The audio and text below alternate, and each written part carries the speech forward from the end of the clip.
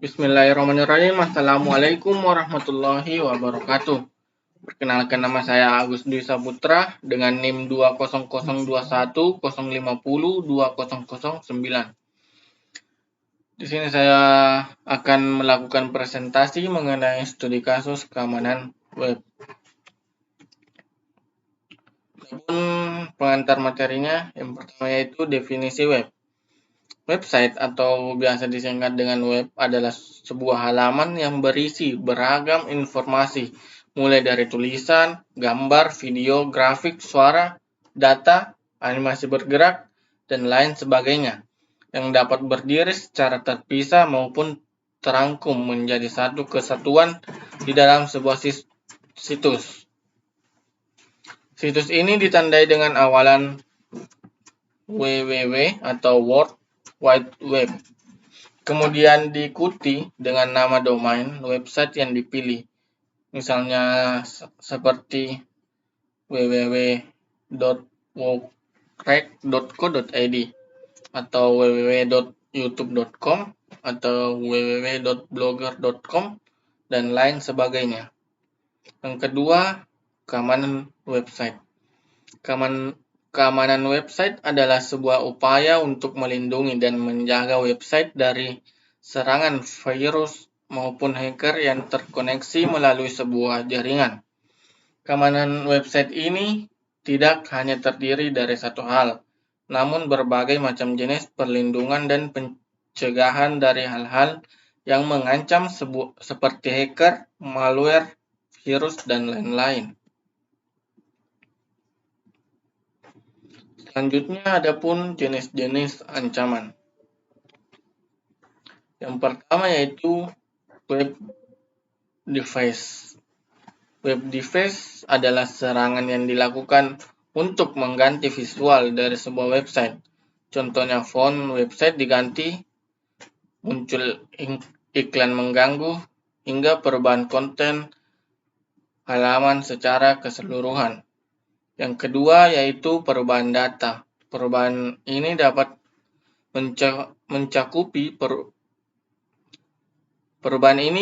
mencakupi merubah, menghapus, memindahkan data-data yang kita punya. Ini dapat dilakukan melalui CGI atau Common Gateway Interface dan eksploitasi data di database seperti SQL injection, XSS, dan sebagainya. Yang ketiga yaitu penyadapan informasi. Ini dilakukan untuk memperoleh data-data penting yang keluar masuk ke dalam server web. Misalnya data login seperti user, password. Metodenya biasanya dengan URL watch sniffing, dan lain-lain. Yang keempat yaitu DOS, Denial of Service.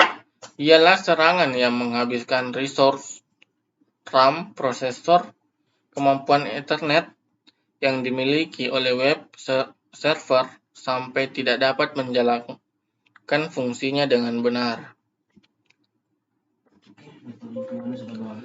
Selanjutnya ada contoh kasus dan penanganannya. Pertama yaitu tentang phishing. Phishing merupakan suatu metode yang dapat dilakukan untuk mencuri data korban seperti user ID, password, dan lain-lain. Hacker akan menyamar menggunakan form login atau situs palsu untuk memancing korban memasukkan data-data sensitif seperti password ataupun user ID. Biasanya hacker menyebarkan link palsu melalui email atau pesan pop-up yang menyatakan bahwa Anda memenangkan sebuah hadiah. Selanjutnya, hacker mengharuskan Anda memasukkan data-data pribadi ke dalam situs palsu tersebut. Yang kedua yaitu DOS dan DDoS attack. Ialah serangan yang menghabiskan resource, RAM, prosesor, kemampuan Ethernet yang dimiliki oleh web server sampai tidak dapat menjalankan fungsinya dengan benar. Serangan DDoS adalah Distributed Denial of Service Attack. yang menggunakan lebih dari satu komputer dan IP address yang didistribusikan ke seluruh dunia untuk memberikan beban berat pada layanan. Yang ketiga yaitu device. Device adalah kejahatan online yang menyerang website untuk mengubah tampilan website dan meninggalkan jejak berupa pesan khusus. Selain mengganti tampilan, biasanya konten yang ada di dalamnya juga tak luput dari serangan para hacker.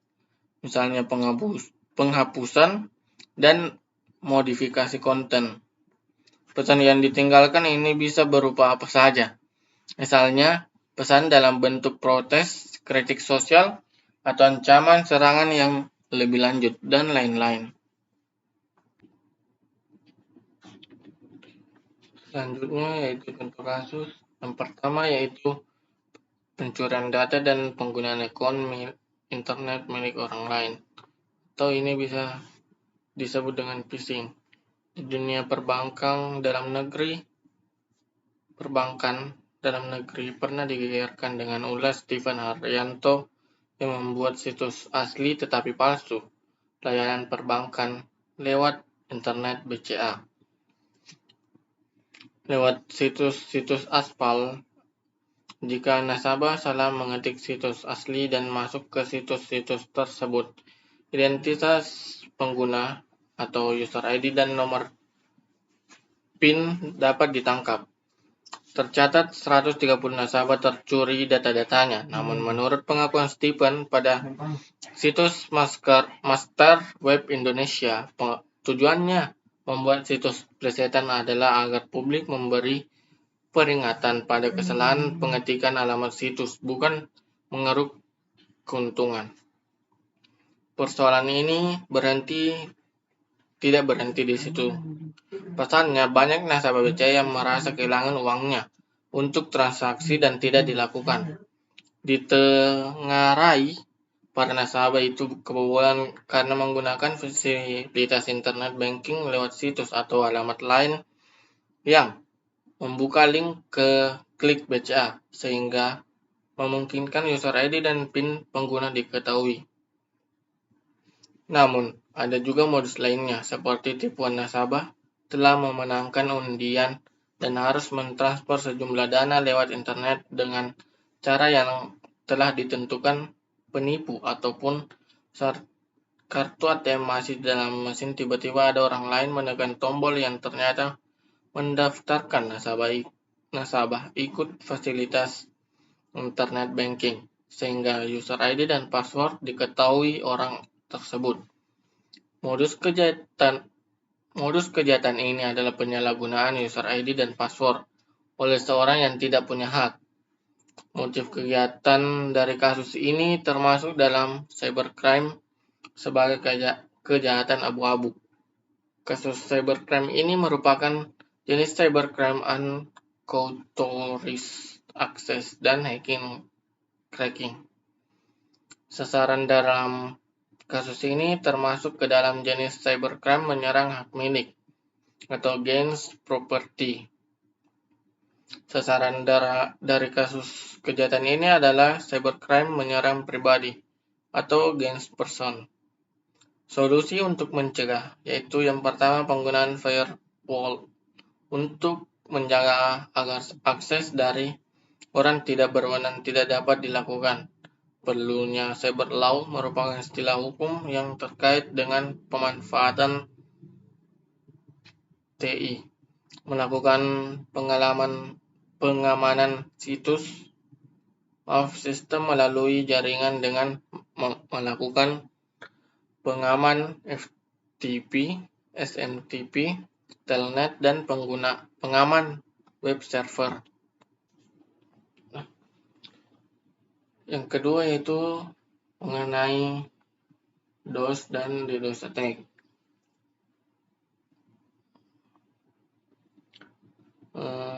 DOS attack merupakan serangan yang bertujuan untuk melumpuhkan target atau hang, crash, sehingga dia tidak dapat memberikan layanan.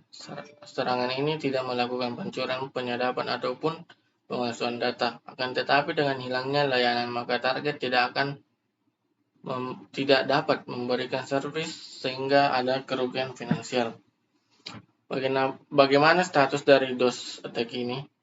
Bayangkan bila seorang dapat membuat ATM bank menjadi tidak berfungsi. Akibatnya, nasabah bank tidak dapat melakukan transaksi dan bank serta nasabah dapat mengalami kerugian finansial. DOS attack dapat ditujukan kepada server atau komputer dan juga dapat ditargetkan kepada jaringan untuk menghabiskan bandwidth. Tools untuk melakukan hal ini banyak tersebar di internet. DOS attack meningkatkan serangan ini dengan melakukan dari beberapa atau puluhan, ratusan, dan bahkan ribuan komputer secara serentak. Efek yang dihasilkan lebih dahsyat dari DOS attack saja. Modus dari kegiatan kejahatan ini adalah membuat tidak berfungsinya suatu servis atau layanan. Motif dari kejahatan ini termasuk ke dalam cybercrime sebagai tindakan murni kejahatan. Hal ini dikarenakan para penyerang dengan sengaja membuat sebuah layanan tidak berfungsi yang dapat menyebabkan kerugian finansial. Kejahatan dari kasus cybercrime ini dapat termasuk jenis hacking dan cracking. Sasaran dari kasus kejahatan ini adalah cybercrime, menyerang hak milik, atau against property. Cara untuk menanggulanginya yaitu Internet Firewall untuk mencegah akses dari pihak luar ke sistem internet. Yang kedua, menutup servis yang tidak digunakan. Yang ketiga, adanya sistem pemantau serangan yang digunakan untuk mengetahui adanya tamu atau seseorang yang tidak diundang atau intruder atau adanya serangan atau attack. Selanjutnya melakukan backup secara rutin. Dan yang terakhir yaitu adanya pemantauan integritas sistem. Selanjutnya kasus yang ketiga yaitu terjadinya perubahan dalam website KPU. Pada tanggal 17 April 2004, Denny Hermansyah melakukan deface dengan mengubah nama-nama partai yang ada dengan nama-nama buah dalam situs kpu.go.id. Hal ini mengakibatkan kepercayaan masyarakat terhadap pemilu yang sedang berlangsung pada saat itu menjadi berkurang. Dengan berubahnya nama partai di dalam website, maka bukan tidak mungkin angka-angka jumlah pemilih yang masuk di sana menjadi tidak aman dan bisa diubah. Modus dari kejahatan ini adalah mengubah tampilan dan informasi website. Motif dari kejahatan ini termasuk ke dalam cybercrime sebagai tindakan murni kejahatan. Hal ini dikarenakan para penyerang dengan sengaja mengubah tampilan dan informasi dari website. Kejahatan kasus cybercrime ini dapat termasuk jenis hacking dan cracking, data forgery, dan bisa juga cyber terorisme. Sasaran dari kasus kejahatan ini adalah cybercrime menyerang hak milik atau against property, dan bisa juga cybercrime menyerang pemerintah atau against government.